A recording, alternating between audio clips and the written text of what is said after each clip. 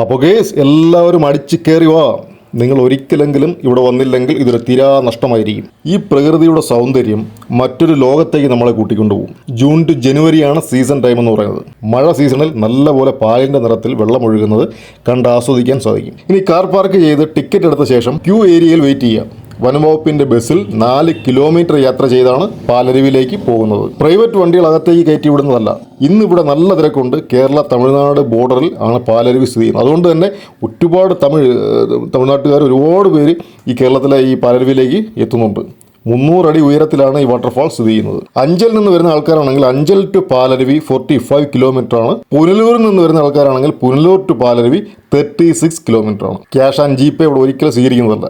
Bank card തന്നെ വേണം ticket എടുക്കുവാൻ തന്നെ. 8 AM to 4 PM ആണ് പ്രവേശന സമയം. 4 PM ക്ലോസ് ചെയ്യും.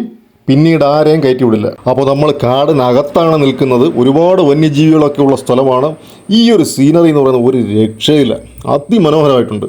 100% this place will recharge your soul. You can search in Google Palaruvi waterfall. Then you can find the exact location.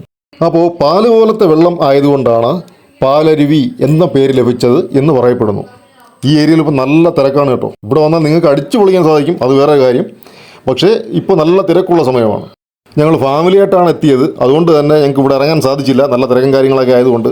അപ്പോൾ തൊട്ട് താഴോട്ട് ഫാമിലി ബാത്തിങ് ഏരിയ ഉണ്ട്. ഇവിടെ തന്നെ സ്ത്രീകൾക്കായിട്ടുള്ള ഡ്രസ്സിംഗ് റൂം വെള്ളച്ചാട്ടത്തിന് സമീപം ഒരുക്കിയിട്ടുണ്ട്. ഇവിടെ എത്തിയപ്പോൾ വളരെ ശാന്തമായിട്ട് കിടക്കുകയാണ്. തിരക്കില്ല, ആള് കുറവാണ്.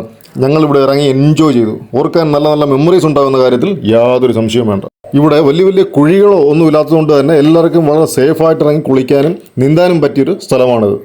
പാലരുവി വെള്ളച്ചാട്ടത്തിലാണ്.